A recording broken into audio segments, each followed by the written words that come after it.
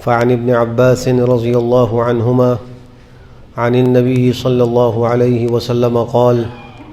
لو كان لابن آدم واديان من مال لابتغى ثالثا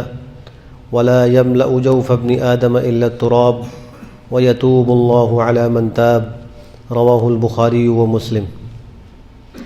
حضرت عبداللہ بن عباس رضی اللہ تعالی عنہما سے روایت ہے کہ رسول اللہ صلی اللہ علیہ وآلہ وسلم نے ارشاد فرمایا، اگر آدمی کے پاس مال کے بھرے ہوئے 2 میدان اور 2 جنگل ہوں تو وہ تیسرا اور چاہے گا، اور آدمی کا پیٹ تو بس مٹی سے بھرے گا،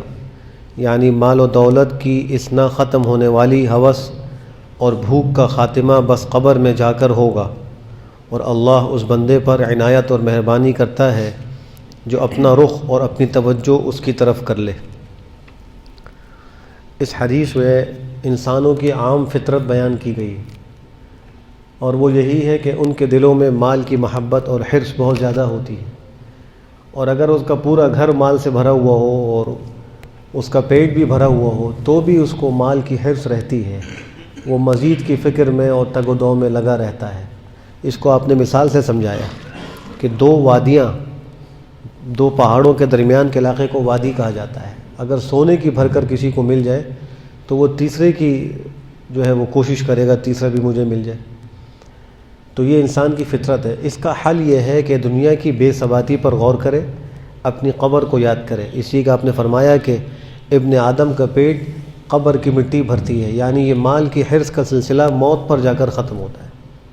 اور اس وقت تو انسان کا اختیار نہیں رہتا۔ ایک حدیث میں جو ترمذی شریف کی آپ نے فرمایا کہ جس آدمی کا اپنی سعی اور عمل سے مقصود آخرت کی طلب ہو تو اللہ اس کو کچھ انعامات عطا فرماتے ہیں۔ جو آدمی محنت سے آخرت کو طلب کرنا چاہے تو حدیث شریف کی روح سے اللہ اس کو چند انعامات عطا فرماتے ہیں۔ نمبر 1 یہ کہ اللہ اس کو دل کا غنا نصیب کر دیتا ہے، قلبی اطمینان اس کو حاصل ہو جاتا ہے، ایک سکون کی کیفیت محسوس کرتا ہے۔ نمبر 2 یہ کہ اللہ اس کے پراگندہ حال کو درست کر دیتے ہیں، اس کے امور میں کوئی پراگندگی نہیں ہوتی، کوئی اختلاف اور انتشار کی کیفیت زندگی میں نہیں ہوتی، بلکہ زندگی بڑی پرسکون اور ایک یکساں حالت میں گزرنے والی ہوتی ہے۔ اور تیسری اس کو اللہ جو نعمت عطا فرماتے ہیں وہ یہ کہ دنیا اس کے پاس ذلیل ہو کر آتی ہے، اس کو دنیا کے پیچھے بھاگنا نہیں پڑتا، دنیا خود ذلیل ہو کر اس کے پاس آتی ہے، ناک رگڑ کر اس کے پاس آتی ہے۔ اور فرمایا کہ جس آدمی کی اپنی سعی اور عمل سے طلب دنیا کی ہو تو اللہ اس کے فخر کو اس کی آنکھوں کے سامنے کر دیتے ہیں، اس کو ہر وقت فخر کا ڈر ہوتا ہے، مال کے کم ہونے کا ڈر ہوتا ہے، اسی لیے وہ زیادہ کمانے کی تگ و دو میں لگا رہتا ہے، زیادہ ہوتے ہوئے بھی اس کی حرص ختم نہیں ہو رہی ہوتی۔ یہ پہلا نقصان۔ اور دوسرا نقصان اس کو یہ ہوتا ہے کہ اللہ اس کے احوال کو پراگندہ کر دیتے ہیں، کسی حال میں اس کو چین و سکون نہیں ملتا، گھر کی زندگی بھی بے سکونی کی، تجارت ملازمت کی زندگی بھی بے سکونی کی اس کی ہوتی ہے، اور دنیا اس کو اتنی ہی ملتی ہے جتنا اس کے مقدر میں ہوتی ہے، چاہے جتنی مرضی وہ کوشش کر لے، صبح سے لے کے شام تک اور شام سے لے کے صبح تک وہ کوشش کرتا رہے دنیا اس کو وہی ملنی ہے جو اس کے مقدر کی ہے۔ تو یہ اس شخص کا حال ہوگا کہ جو اپنی سعی اور عمل سے بجائے آخرت کے دنیا کی طلب کرے، تو اس کا حال یہ ہوتا ہے۔ ایک حدیث میں آپ نے فرمایا جس سے معلوم ہوتا ہے کہ آدمی کا مال ہے کتنا۔ ایک ذہن میں سوال بھی پیدا ہوتا ہے کہ جب دنیا کی محبت اور حرص اچھی چیز نہیں ہے تو ہمارا کیا ہے، اور جو ہمارا نہیں ہے وہ کیا ہے؟ آپ نے فرمایا کہ جو انسان کھا لے وہ اس کا ہے، جو وہ پہن لے وہ اس کا ہے، اور جو اللہ کے راستے میں خرچ کر دے اور آخرت کے لیے ذخیرہ کر لے وہ اس کا ہے، باقی اس کا نہیں ہے، باقی اس کے وارثوں کا ہے۔ وہ جو کچھ محنت کر رہا ہے اپنے پیچھے والوں کے لیے کر رہا ہے۔ انسان جو جتنی محنت کرتا ہے اس کا مقصود اچھا کھانا، اچھا پہننا، اچھا رہنا، یہ چند نعمتیں اور چند جو ہے وہ مقاصد ہوتے ہیں، اور اس کے علاوہ جتنا وہ ذخیرہ جمع کر رہا ہوتا ہے تو وہ اپنے بعد والوں کے لیے کر رہا ہوتا ہے، اس سے خود اتنا فائدہ نہیں اٹھا پاتا، بعد والوں سے فائدہ اٹھاتے ہیں۔ ایک اور حدیث میں آپ نے فرمایا، صحابہ سے پوچھا کہ یہ بتلاؤ کہ تم میں کوئی شخص ایسا ہے جو اپنے مال سے زیادہ اپنے وارث کے مال سے زیادہ محبت کرتا ہو،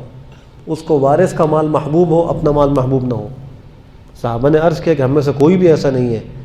جو اپنے مال سے زیادہ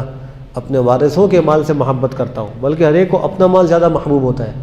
فرمایا انسان کا مال وہ ہے جو اس نے آگے بھیج دیا، جو پیچھے چھوڑا وہ اس کے وارثوں کا مال ہے۔ تو انسان کو اپنے مال کی طرف زیادہ فکر کرنی چاہیے اور اس کو زیادہ بنانے اور سنوارنے کی فکر کرنی چاہیے۔ جیسا کہ حدیث میں آتا ہے کہ جب انسان کا انتقال ہوتا ہے تو لوگ کہتے ہیں پیچھے کیا چھوڑا،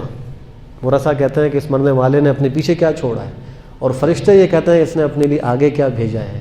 تاکہ اس کی آخرت جو ہے وہ آسان ہو جائے، روشن ہو جائے۔ اللہ ہم سب کو دین کی صحیح سمجھ، اس پہ عمل کی توفیق نصیب فرمائے۔ الحمدللہ رب العالمین۔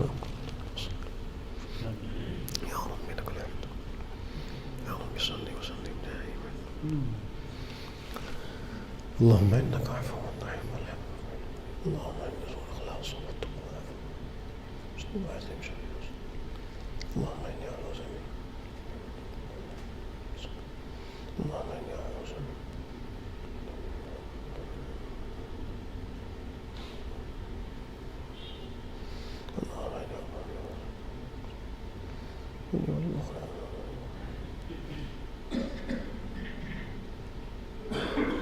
برحمتك يا ارحم الراحمين۔